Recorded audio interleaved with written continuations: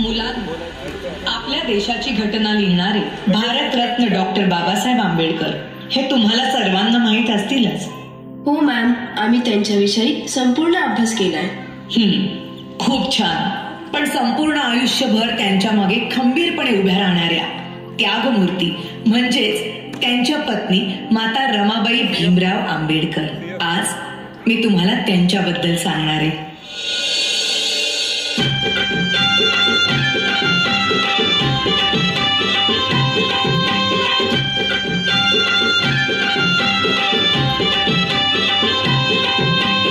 वयाच्या 7व्याच वर्षी त्यांच्या आई वडिलांचं निधन झालं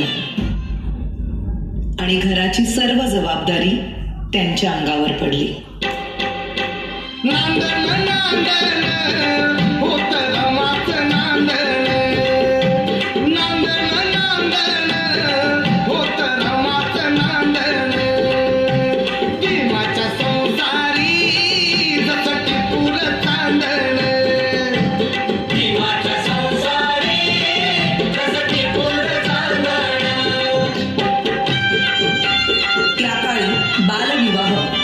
प्रचलित असल्यामुळे वयाच्या 9व्याच वर्षी त्यांचा विवाह भीमराव आंबेडकर यांच्याबरोबर झाला.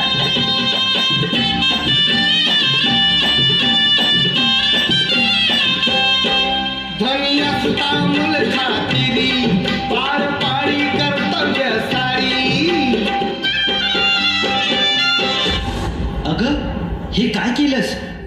एखाद्या वेळेस तू माझी काळजी घेतली नाहीस तरी चालेल, पण या पुस्तकांची काळजी तुला घेतलीच पाहिजे.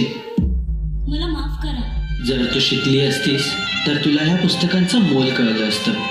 आणि त्यानंतर बाबासाहेब आंबेडकरांच्या सांगण्यावरून रमाबाईंनी शिक्षण घेण्यास सुरुवात केली.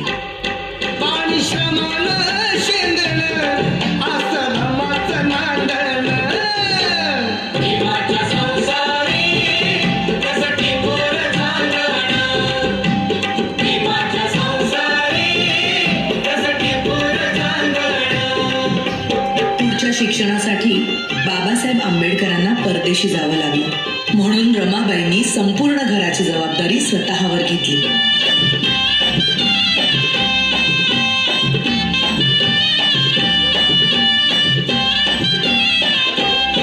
नव्हती गाडी भीतीच जाणवी, होती परिचित माहेर गावी.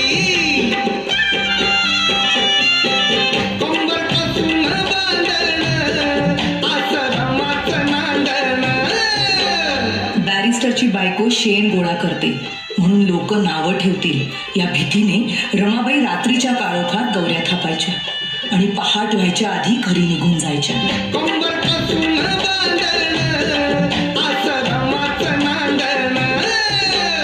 पण मॅडम, रमाबाईंची रमाई केव्हा झाली? रमाबाईंच्या 5 मुलांपैकी 4 मुलांचा मृत्यू त्यांनी खूप जवळून पाहिला होता. त्यानंतर लहान मुलांना उपाशी पोटी बघणं त्यांना कधीच सहन झालं नाही. अशाच एका वेळी भुकेल्या मुलांची दशा पाहुनी बांगड्या सोन्याच्या रमाईने दिल्या काढून आणि त्या दिवसानंतर सगळी मुलं रमाबाईंना रमाई बोलू लागली.